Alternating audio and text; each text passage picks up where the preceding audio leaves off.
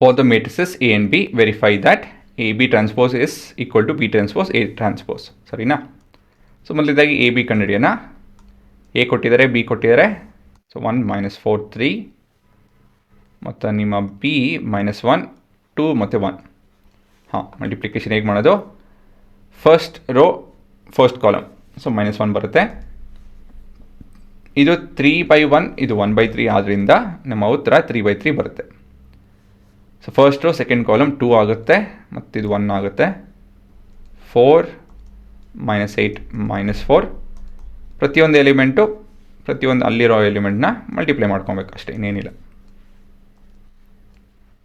ಮತ್ತು ಇದ್ರ ಟ್ರಾನ್ಸ್ಪೋರ್ಟ್ ಹೇಗೆ ಕಾಣುತ್ತೆ ಅಂತ ಹೇಳಿದ್ರೆ, A B transpose is equal to transpose actually -1 4 -3 2 -8 6 1 -4 3. So ಈ ರೀತಿಯಲ್ಲಿ ಬದಲಾಗುತ್ತೆ. ಇವಾಗ ಬಿ ಟ್ರಾನ್ಸ್ಪೋಸ್ ಕಂಡುಹಿಡಿಬಿಡೋಣ. ಮೊದಲಾಗಿ ಬಿ ಟ್ರಾನ್ಸ್ಪೋಸ್ ಕಂಡುಹಿಡಿಬೇಕು. ಬಿ ಟ್ರಾನ್ಸ್ಪೋಸ್ ಬಂದು -1 2 1 ಮತ್ತು ಎ ಟ್ರಾನ್ಸ್ಪೋಸ್ 1 -4 3. ಇವಾಗ B transpose into A transpose would be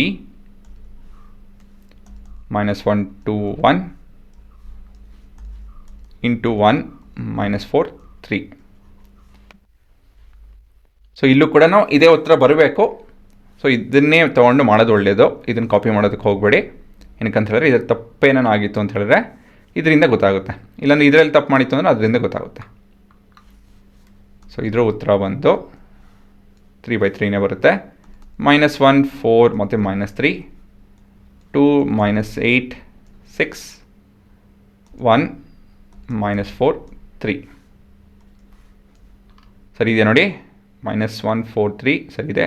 2 -8 6 2 -8 6 1 -4 3 1 -4 3 ಸರಿ ಇದೆ.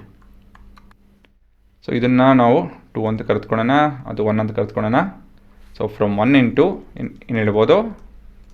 So from 1 and 2, AB transpose is equal to B transpose into A transpose. ಇದು ನಮ್ಮ 1.